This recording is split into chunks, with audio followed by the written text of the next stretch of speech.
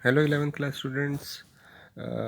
Mid term paper जो हमारा हुआ है मॉर्निंग शिफ्ट को डिस्कस कर रहे थे। अभी तक हमने सेक्शन 1 एंड 2 1 मार्कर डिस्कस कर लिए थे। अब चलते हैं 2 मार्कर पे।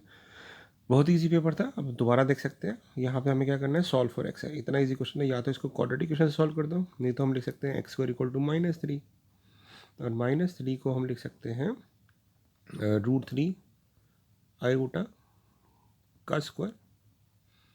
ठीक है ना, क्योंकि -3 को मैंने लिखा √3 का स्क्वायर और -1 को लिखा आयोटा स्क्वायर। तो जब स्क्वायर हटाएंगे, और ये हमारा -√3 का आयोटा का स्क्वायर भी हो सकता है, क्योंकि नेगेटिव स्क्वायर, नेगेटिव नंबर का स्क्वायर पॉजिटिव हो जाता है। तो हम कह सकते हैं एक्स की दो वैल्यूज आएंगी हमारे पास, √3 आयोटा या -√3 आयोटा। तो हम लिखा देंगे प्लस माइनस। तो ये हमारे पास एक्स की वैल्यू हो गई। अगला पूछा है इसका अर्थमेटिक मीन बताओ। तो हमें पता है अर्थमेटिक मीन बोला एवरेज। तो दोनों का अर्थमेटिक मीन कैसे निकालेंगे, दोनों को ऐड करके डिवाइडेड बाई 2। तो 36 + 58 डिवाइडेड बाई 2 किया जब आपने, ये बन गया 94। 94 को 2 से डिवाइड किया तो 47। तो ये हमारा आंसर आ गया। अब चलते हैं अगले क्वेश्चन की तरफ। यहाँ कह रहे हैं कि fourth term of GP, fourth term हमारी होती है ARQ। ये हमारी स्क्वायर ऑफ सेकेंड टर्म है, सेकेंड टर्म होती है AR। तो जब इसको सॉल्व करेंगे तो आ जाएगा A²R²। तो ए से ए कैंसिल आउट हो गया, यहाँ पे R² से R³ कैंसिल आउट हो गया, तो ये बचा R = A। और ए हमें दे रखा है -3, तो यानी आर भी -3 हो जाएगा। हमसे पूछा है सेवन टर्म निकालो। तो सेवन टर्म होती है हमारी AR6। तो ए की वैल्यू -3, आर की वैल्यू -3, तो -3 और -3 की पावर 6, तो -3 की पावर 7 हो जाएगा। और सॉल्व करेंगे तो कितना आएगा, 3 9 27 81 243। 243 को 729, 729 को 3 से करेंगे तो आ जाएगा -2187। ठीक है ना, आप इसको सॉल्व करके देख सकते हैं। तो -2187। अब चलते हैं अगले 2 नंबर वाले क्वेश्चन पे। हमें इस इनइक्वालिटी को सॉल्व करना था, तो पहले 1 को रीअरेंज किया यहाँ पे। तो जब 1 को इधर लाएंगे तो ये बन जाएगा 3x -2x <3, यानी x <3 है। तो 3 <3 को नंबर लाइन पे कैसे प्लॉट करेंगे, हम नंबर लाइन बनाएंगे, यहाँ लिखेंगे 3, और 3 क्योंकि इंक्लूड नहीं है तो इसको हॉलो सर्कल करके और इधर के सारे नंबर ले लेंगे, क्योंकि 3 से छोटे सारे नंबर आने चाहिए। तो ये हमारा -∞ से 3, ये हमारा आंसर हो गया। तो 2 नंबर का क्वेश्चन कितना ईजी था। अब यहाँ पूछा है ए और बी का इंटरसेक्शन निकालो। तो इंटरसेक्शन होता है कॉमन, तो हमें दिख रहा है ए और बी का इंटरसेक्शन, तो 4,5 है, तो ये पार्ट हमारा 4,5 हो जाएगा। अब हमें इसका इंटरसेक्शन चाहिए सी सेट के साथ, 4 7 8 9 के साथ। तो इसमें तो कॉमन सिर्फ 4 आ रहा है, तो लिख देंगे कि इसका आंसर आ जाएगा 4। तो इसका आंसर आ जाएगा ओनली 4 इन द सेट। हम, ये थोड़ा सा इंटरेस्टिंग क्वेश्चन था। यहाँ पे मैक्सिमम बच्चों के आंसर जो हैं 5 कंप्लीट आंसर नहीं मिले, इसमें 2 में से 1.5 नंबर मिला है मैक्सिमम बच्चों को। क्यों, एक गलती बताता हूँ क्या हुआ। क्योंकि एक इंटीजर है, ठीक है, हम उसको भी बाद में डिस्कस करेंगे, पहले हम इसको सॉल्व करते हैं। तो मैंने क्या किया, इसको सॉल्व करने के लिए ना 6 से मल्टीप्लाई कर दिया, क्योंकि 3 और 2 अपॉन आ रहा है। तो जैसे इसको 6 से मल्टीप्लाई किया, ये आ गया 2x, ये आ गया -3x, और ये आ गया 6। अब 3x को इधर लाएंगे तो 2x + 3x बन जाएगा 5x, 5x > 6, x बन गया 6/5 से बड़ा, और 6/5 का मतलब 1.2 से बड़ा। अब यहाँ पे हमें छोड़ना था, बट x की क्या क्या वैल्यू होंगी वो हमें बताना था। तो कई बच्चों ने इसका आंसर लिखा x लाई करेगा 6/5 से इन्फिनिटी, बट ये आंसर नहीं है पॉसिबल, क्योंकि ये तो रियल नंबर के लिए बात करते हैं कि रियल नंबर इसके बीच में सारे होते हैं तो सब आएंगे इंक्लूड। हमें बताना था 1.2 से बड़े इंटीजर कौन से हैं। तो हम कहेंगे इसका आंसर होना चाहिए था x मस्ट बी 2 और 3 और 4 एंड डॉट डॉट, क्योंकि इंटीजर्स ही मेंशन करने थे हमें। ठीक है ना। अब चलते हैं डोमेन पे। डोमेन अंडर रूट वाले कंसेप्ट को कैसे करते थे कि रूट के अंदर डेटा हमेशा पॉजिटिव होनी चाहिए। तो हम कहेंगे this should be greater than 0, x should be greater than 1।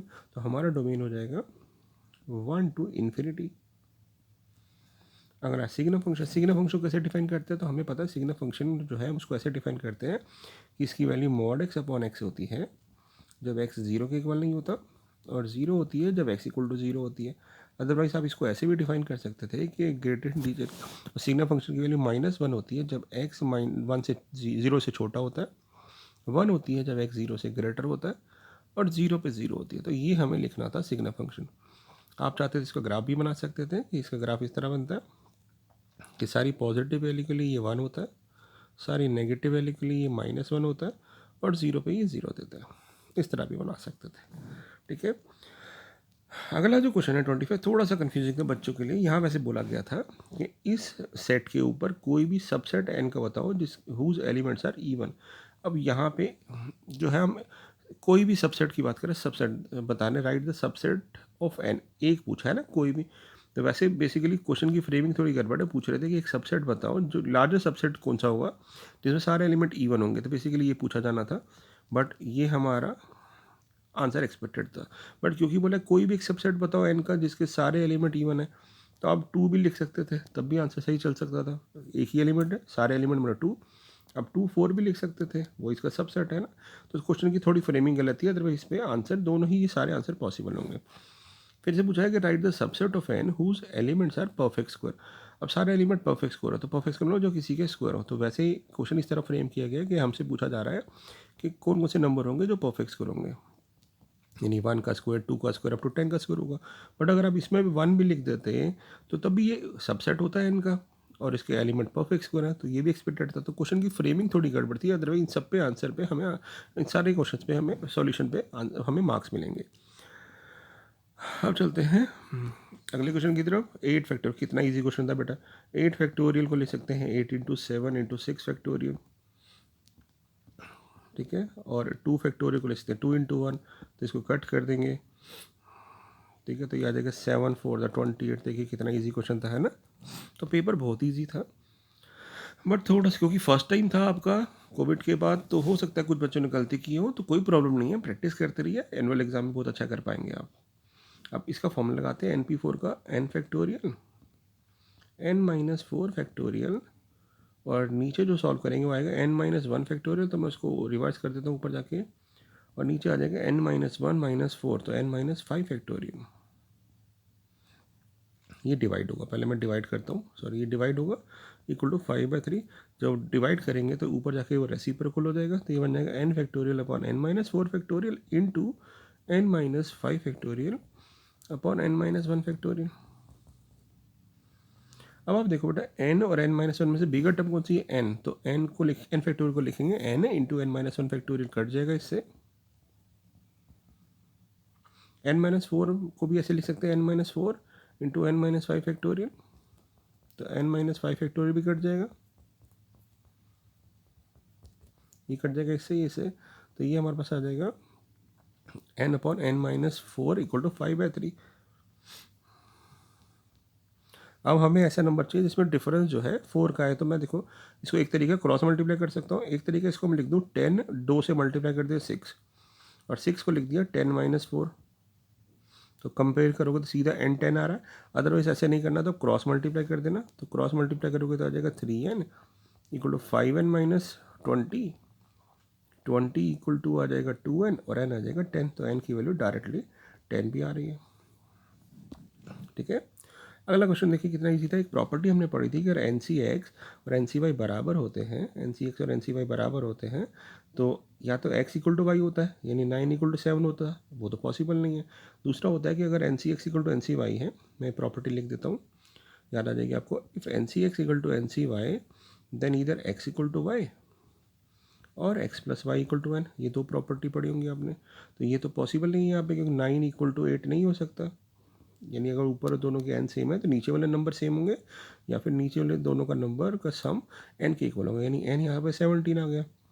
तो अब हमसे पूछ रहा है NC17 निकालो, तो यानी 17C17 निकालना है, और ये हमारे को डायरेक्ट पता है ये 1 होता है, तो हमारा आंसर 1 हो गया। अब अगला क्वेश्चन देखिए कितना ईजी था कि यहाँ पे दो कॉम्प्लेक्स नंबर इक्वल है, और हमें पता है जब दो कॉम्प्लेक्स नंबर इक्वल होते हैं तो रियल पार्ट के इक्वल होता है, और इमेजिनरी पार्ट के इक्वल होता है। तो इसको इसके इक्वल रखेंगे, तो 3x minus Y equal to -6 आएगा। x की वैल्यू यहाँ पुट करेंगे 3/4, और रीअरेंज करेंगे तो y की वैल्यू आ जाएगी 9/4 प्लस 6, एलसीएम लेंगे तो 24 प्लस 9 33/4। तो x की वैल्यू होगी 3/4 और y की वैल्यू होगी 33/4। तो ये हमारा सेक्शन 3 कंप्लीट होगी, ठीक है। सेक्शन 4 और 5 हम अगली क्लास में डिस्कस करेंगे। Thank you.